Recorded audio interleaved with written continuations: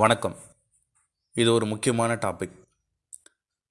நம்ம தமிழ்நாட்டில் இருக்கிற, இந்தியாவில் இருக்கிற எல்லோரும் பேசக்கூடிய ஒரு முக்கியமான ஒரு விஷயந்தான் நான் கருதுகிறேன். நீங்கள் எப்படி பார்க்குறீங்கன்றது எனக்கு தெரியாது.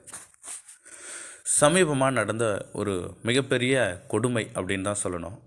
என்ன அப்படின்னா, நம்மளுடைய கள்ளக்குறிச்சி பக்கத்தில் இருக்க உளுந்தூர்பேட்டை, அந்த உளுந்தூர்பேட்டைக்கு அருகே இருக்கக்கூடிய ஒரு கிராமம். இந்த கிராமத்தை சேர்ந்த ஒரு தாழ்த்தப்பட்ட சமூகத்து ஒரு ஏழை பெண். இவங்க கடந்த வருஷம் 12ஆம் வகுப்பு தன்னுடைய பள்ளி படிப்பை முடிக்கிறாங்க. அந்த பெண்ணுடைய பேர் ரேகா. அந்த பள்ளி படிப்பை முடித்தவுடன் அவர்களுக்கு ஒரு ஆசை. என்ன அப்படின்னா, நீட் எழுதணும், மருத்துவர் ஆகணும், இப்படிப்பட்ட ஒரு கனவு. இந்த கனவோட வீட்டில் இருக்காங்க. அந்த நேரத்தில் அவங்களுக்கு ஒரு ஏஜென்ட்ஸ் மூலயமா, ஒரு மேன் பவர் ஏஜென்சி மூலயமா ஒரு வேலை வாய்ப்பு கிடைக்குது. அந்த வேலைக்கு ஒப்பந்தம் போடப்படுது. என்ன அப்படின்னா, ஒரு மாதத்திற்கு 16,000 சம்பளம் அப்படின்ற அடிப்படையில் ஒப்பந்தம் போடப்பட்டு அந்த பெண்ணை வேலைக்கு அனுப்புகிறாங்க. இந்த வேலைக்கு செல்லக்கூடிய இந்த பெண் யார் வீட்டுக்கு போனாங்க அப்படின்னா, தற்பொழுது இருக்கக்கூடிய திமுக அரசு சட்டமன்ற உறுப்பினர் கருணாநிதி, பல்லவரம் தொகுதி, அவருடைய மகன் இவங்க வீட்டுக்கு தான் இவங்க வேலைக்கு போகிறாங்க. ஆண்டோ மதிவாணன், அவங்களோட மனைவி மெர்லின் ஹனி, இவங்க வீட்டுக்கு வேலைக்கு போகிறாங்க. வேலைக்கு போன உடனே இந்த பெண்ணை இவங்க ஒரு கொத்தடிமைகளாக மாற்றி என்னென்ன கொடுமைகள் செய்யக்கூடாதோ அத்தனையும் அந்த பெண்ணுக்கு செஞ்சுருக்காங்க. ஏன் இதை பேசுகிறேன் அப்படின்னா, நான் ஏன் பேசுகிறேன் அப்படின்றதோட ஏன் நம்ம பேசணும்னு நான் சொல்கிறேன் அப்படின்னா, இதே சமூக நீதி ஆட்சின்னு சொல்லிக்கிட்டு இருக்க இவங்க தான் பெண்ணியவாதிகள். பெண்ணை பற்றி சிந்திக்கிறவனாங்க, பெண்களுக்கு வாழ்வை முன்னேற்றத்திற்காக அதை பண்ணுறோம் இதை பண்ணுறோம், நீட்டையே ஒழிக்கிறேன்னு சொல்லிட்டு உதயநிதி அண்ணன் கையெழுத்து வாங்கிட்டு இருக்கிறாரு ஒரு பக்கம். இன்னொரு பக்கம் பெண்களுக்கு சிறப்பு தட்டுன்னு 1000 ரூபாய் அறிவிச்சிட்ருக்காங்க இன்னொரு பக்கம் சமீபமாக ஒரு வழக்கினுடைய ஒரு தீர்ப்புனால் மிகப்பெரிய ஒரு சர்ச்சை கருத்தெல்லாம் உண்டாச்சு. என்ன அப்படின்னா, இந்த பில்கேஸ் பானு அப்படின்ற வழக்கு பொதுவாகவே எல்லாருக்கும் தெரியும். 2002 நடந்த அந்த வழக்கு.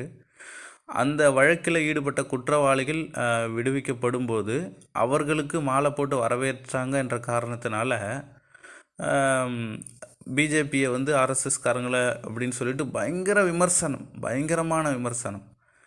எனக்கும் உண்மையாலுமே அதை நான் கடுமையாக கண்டிக்கக்கூடிய ஒரு விஷயந்தான். அந்த மாதிரி விஷயங்களை நானுமே அதை எதிர்க்கிறேன். இப்போது நான் எதிர்க்கிறேன், எப்போவுமே எதிர்ப்பேன்.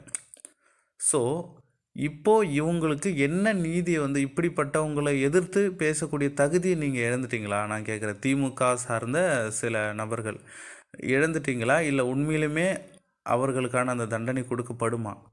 இந்த எதிர்பார்ப்பு தான் எல்லோரிடமும் இருக்கிறது, என்னிடமும் இருக்கிறது. என்ன அப்படின்னா, நான் திமுகக்கோ அல்லது மத்திய அரசுக்கோ மாநில அரசுக்கோ எதிரானவன் கிடையாது. இன்னும் நீங்கள் சொல்கிற மாதிரி சமூக நீதி, இந்த மனிதாபிமானம், இரக்கம் இதெல்லாம் இங்கே இருக்கா?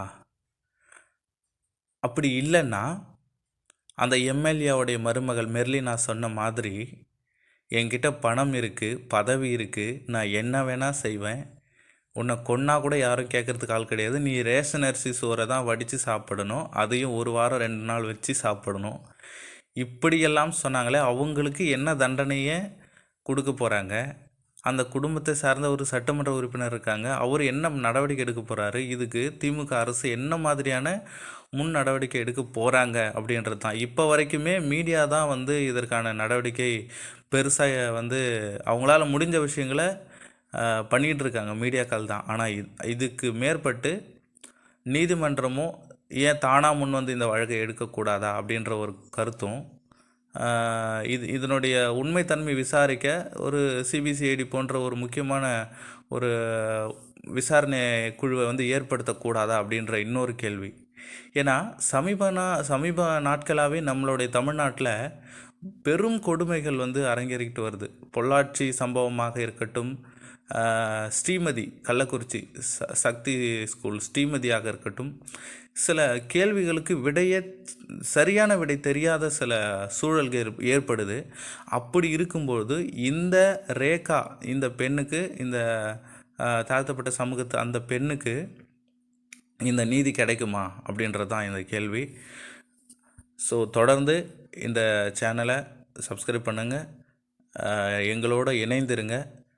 இது மாதிரி சமூகத்தில் ஏற்படுற கருப்பான சில பக்கங்களை நாம் திறந்து பார்க்க போகிறோம். உங்களிடம் இருந்து விடை பெற்றுக்கொள்வது வெங்கடேஷ். மறக்காமல் தமிழன் வெங்கட் யூடியூப் சேனலை சப்ஸ்கிரைப் பண்ணுங்கள், ஷேர் பண்ணுங்கள், லைக் பண்ணுங்கள். நன்றி.